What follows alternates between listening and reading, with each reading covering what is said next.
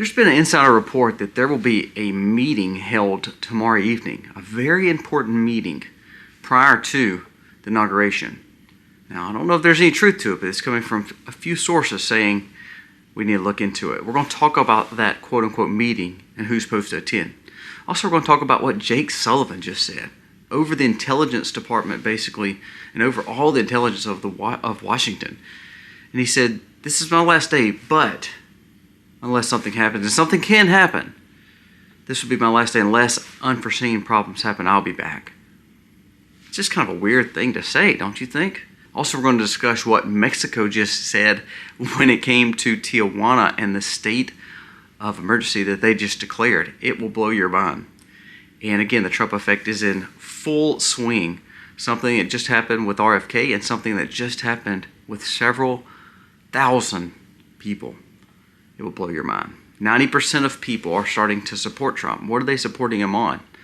We'll talk about all that today. Let's jump into these stories as we get closer and closer to the next president of the United States. Show me what it's like to be circling among the clouds, because without you by my side. Hey guys, welcome to the Max. Thank you so very much for being here today. If you are new to the channel, go down here, press subscribe, ring the bell, give us a thumbs up or a thumbs down. That's okay, but let us know what you think about the content of today's video. We humbly ask that you give us a thumbs up if you like the content. Our goal is to share with you things that helps us be more wise, to be more prepared, and also how do we raise our families in this crazy world that we live in.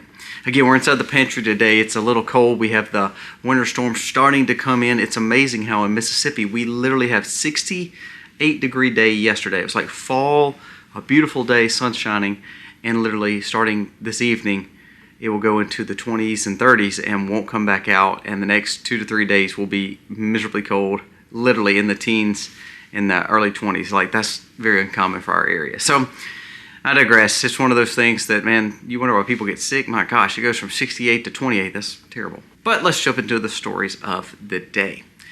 And first, let's talk about a meeting. And then let's talk about what Jake Sullivan said, because I think they go hand in hand. Now, this was shared. This was a little screenshot shared on Twitter. And it came from 2 or 3 different sources. One was an investigative journalist, and he asked for other people to kind of chime in if they've heard anything like this. I want you to listen to this. It says, this was released on congress.gov, closed business meetings to consider pending intelligence matters. And it shows that it's going to be held at 12 a.m. on tomorrow evening, basically Monday night, Tuesday morning, early wee hours. It says, Monday before the inauguration, both the International Criminal Court and the NATO fly into Washington to receive what seems to be a briefing from the White House. It says the Senate Intelligence Committee scheduled a closed meeting at midnight, 12 hours before the inauguration ceremony. Now that came from about 4 or 5 different sources, and actually was shared to me through another email. So I want to know, have you heard that? I mean, what could be possibly so important that the night before inauguration they have a closed-door intelligence meeting? And I wouldn't think much about it, but Jake Sullivan came out and he did a interview about 2 days ago or 3 days ago where he was going before the press, and he said, "This is my last day here. I don't see me coming back." He said, "But unless we see unforeseen problems," he said, "and don't get me wrong, we're in the time where unforeseen problems happen, I will be back." It was kind of like saying that he already thinks that something is going to happen. It's just kind of mind-numbing and mind-blowing that report came out the same time that he kind of made those comments. I mean, he made those comments actually days ago, and I didn't think nothing about it. I thought it was just, he's just taking a few days off for vacation. But then to say that there's an intelligence briefing, closed-door meeting with the Senate Intelligence Committee and NATO and the ICC are flying in for a 12 a.m. meeting at Monday night, Tuesday, literally hours before the inauguration, I just thought that was very strange, especially after moving the venue inside, especially after all these other things with the irregularities with the nuclear and all that. We talked about all that yesterday. So it's kind of unique that those things are coming out. Now, beside the craziness and disturbing things like that, there has been 2 good reports. RFK came out and said that he will make sure that if he is appointed, which everybody says he will be as a shoo-in, that he will make sure that there is no safety net and no coverage for non-liability on all these people that make the things that go in your arm. For the longest, all these manufacturers, if you get sick from something like this, you can't sue them. They're not liable. The government covered it up. RFK just said, I'm not covering it up anymore. If you get sick, it's their fault. You choose to sue them, you can. They are held liable. That's a big story. I mean, that is a monstrous story. And that makes the pharmaceutical giants and the lobbyists probably even more ticked at RFK, but that shows that Trump and RFK are doing something pretty huge. To be able to say, look, you mess up on this because you shouldn't have been doing it in the first place, and the safety effects, if you've not done enough trials on it, which they don't on a lot of these situations and people get injured by them, they're saying, we will hold you accountable now. That's the first time in history that's ever been done. So I'm anxious to see what's going to happen with that report and if we're going to hear a lot more of that. And also there's another report that came out of California. It said, just like they thought, and this was shared from a former BlackRock employee. It says Ross Mandel was an investment banker that was tied to BlackRock. He says BlackRock is already targeting homeowners in California with cash and offers to buy the properties after the fire. It says he claims that the Los Angeles fires were false flags, arguing that the dams and hydrants could not have been run dry without deliberate intent. Now, what he's saying is basically it's just a play for BlackRock to own all this land. Now, you would think that people say that kind of stuff all the time. There was an insurance and real estate broker, the biggest in California, stated 50% of people that lost their homes had no insurance, and 50% of people will not build back.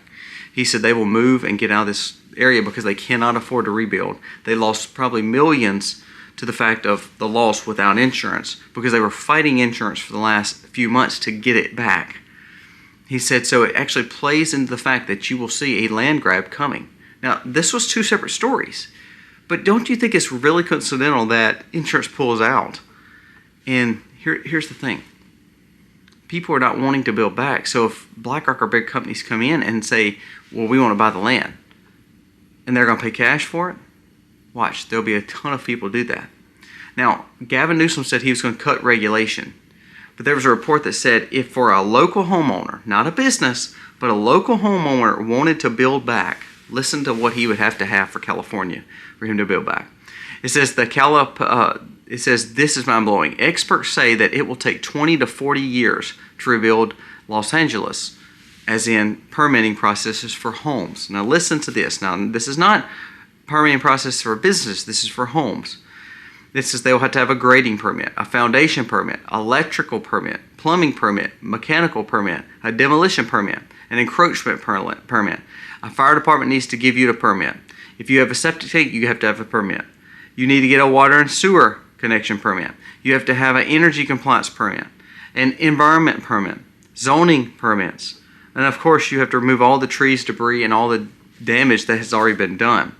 You will need specialty permits for anything such as retaining walls, swimming pools, fences, and of course you will need to have a permit to occupy the space. Now, what happens in a lot of these cities and a lot of these ordinances? For instance, we were one of those ordinances here in my local town. They annexed a certain part of the city, and they put we were grandfathered in on certain things because we were not part of the original bylaws that they set in. Meaning, for our county, they set up new stipulations. Well, we didn't have to abide by those because our homes were already built, our land has already been purchased. However, in most cases, if something happens to your home or you have to do a renovation or update, those new zoning permits and ordinances come in. Well, the same thing's happening in California. Some of these houses were built before all these permits and zoning regulations were put in. Well, now that everything is to flat space again, all these new permits and all these new licensures and all these new dues and all this new money, taxation, will have to be paid to rebuild the same home that you once had. Not including the fact that you had no insurance, not including the fact that you actually can't rebuild for the same price because of the cost of goods. So was this a land grab for bigger buyers to buy it, to be able to afford, as a multi-billion-dollar companies, hundreds of billions of dollars of companies to be able to build? Permitting doesn't really bother them. Remember the story of California about the LA 2.0 where they were talking about how they wanted to build more rezoning efforts for multi-high-rises instead of these single homes. They wanted to be able to build multi-family situations, in these rezoning situations, and they were pushed down by all these people that had homes here. They didn't want big apartment complexes there. Well, now, if BlackRock is going around like this investment is saying, and no one can rebuild because they don't have the insurance, and 50% of the people are going to be gone, and all of a sudden the other 50% that want to build has to go through new zoning and new requirements, don't we think this is a little coincidental? No, I think it was just all part of the plan. And last two stories before we wrap up. There's a story that says illegal immigrants have started deporting themselves and starting to get back over the border. In Tijuana, Mexico, they have declared a state of emergency because of the amount of deportations they believe they will see. Millions of people that they will have influx their country. Isn't it funny how all these influxed in our country, we didn't do a state of emergency, but now the people that they have to go back home is a state of emergency. Unbelievable. So they're trying to figure out what to do with all these people that are coming back. There's already reports that there will be mass deportations in the next few days. Now, is that true? I don't know. Tom Homan said that he is very serious about it, though. Oklahoma, Governor Stent already said that he has like 500 illegal immigrants ready to go. He said this administration would not send them back, so he kept them incarcerated in Oklahoma. He said, well, now we're fixing to send them back because ICE has agreed to take them back under Trump's orders. So there are going to be 500 leaving from Oklahoma just in the first day. But people are self-deporting because they're saying, well, at least we can control to go back where we need to compared to going into some kind of detainment centers or camps. So you're starting to see, and they said, literally tens of thousands of people already crossing back over, getting to Mexico. The Trump effect. This is the kind of news that you want to hear as a nation. Did you know that 90% is actually 87.8% of individuals are backing immigration reform, and not immigration reform like amnesty, let's deport. 10% believe in Biden's plan now. 87.8% believe that this is the move that they should have. They are backing Trump in deportation. That is a Breitbart study. Go back and look at it. It's unbelievable how many people on the left and right are backing this plan. I mean, here we have Snoop Dogg and several country artists, Carrie Underwood. All these people are playing at Trump's inauguration. We have Mark Zuckerberg. We have Bill Gates. We have all these people wanting to be there at this inauguration. This could be the time of golden age. But what we don't want to do is see Trump's eyes come off the prize. He's making crazy inroads. Did you see the ceasefire? They're like, oh, that's not going to come effect. Trump didn't do that. Trump did do that, and they've already released like several that was part of the hostage negotiation. Gaza released back to Israel. So you're starting to see things come to fruition, and it's very, very encouraging. If you remember, the gentleman that the congressman that was put off the committee or intelligence, that Mike Johnson said it was just protocol as part of it, but really it's because Trump didn't like him. That guy's not voted, and they said he is upset and he hasn't voted in 48 hours, hadn't been seen in 48 hours because he's pouting about losing that position. Even the rhinos are getting scared, and I think that's great. Now, last story I want to bring up, and as a Christian, as someone who believes in family, first of all, you need to be in church today. It's Sunday. But there's a new report that says that people are not having babies anymore. It says that the replacement is not happening with children, especially in countries that could have children, that are in first world countries. It says there's not enough babies, and that changes everything. The global estimate of births have steadily declined since 1950. According to the data from various sources, from even the United Centers, along with the UN, by 2023, the global rate is projected to be 2.15 across the world, 1.62 replacement for the U.S., which is not replaceable. Remember, 2 humans, and they're saying the average amount of humans being reproduced is 1.62, meaning there's not enough children being had to keep up our world, especially in America. It says even South Korea is even low as it's even lower than that, is at 0.72. The trend will have profound impacts on the economy, the social structures, think of Social Security and things like that, future generations, and a potential collapsing of several economies in several countries. I know Italy's dealing with this with the aging population. There's no young people. South Korea, North Korea, and Japan. If we don't make having families and having big families and having structure again important, then we're going to lose our nations, all because how this nation was set up was family structure. And you know, more than anything, as someone who is, of course, a Bible-believing Christian, the number one foundation was not government. The number one foundation was the family. And the family structure was how we built the government. Father of the homes, mother support, and then children underneath. That was the first really setup of a governing body. And it was in our homes. Look, we're trying to do our part. We have 6 kids. But what we don't realize is we tell ourselves in our minds in America that, well, we want to be selfish. We want to be narcissistic. We want to make all our money. We want to have our home. Yeah, we may have 1 kid, but we don't want it to take away from us. We don't have enough money to have children. I've heard all those. Now, don't get me wrong. If you're in a broken marriage or you're having some major problems, a kid is not going to make it easier. But I would just challenge you. If you can have children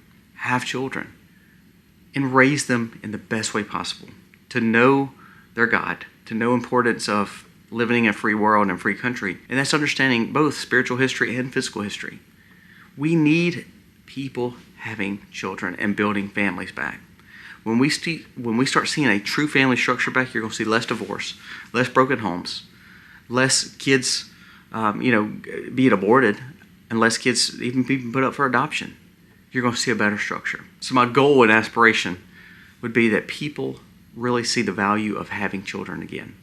They said this actually, when they talked about this being a golden age, they said this could be another baby boom because everybody seems like everything's going great, the economy's going good, Trump's coming back into power, everybody's happy. Well, there's going to be a lot of bad players that's going to try to affect that. But remember, God's always in control.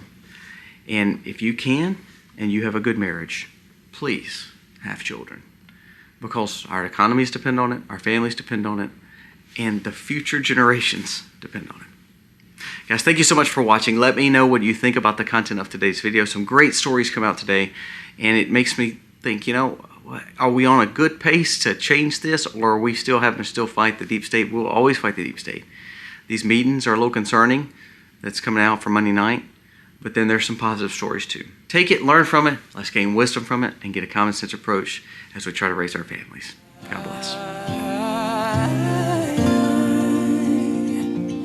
You can take me high.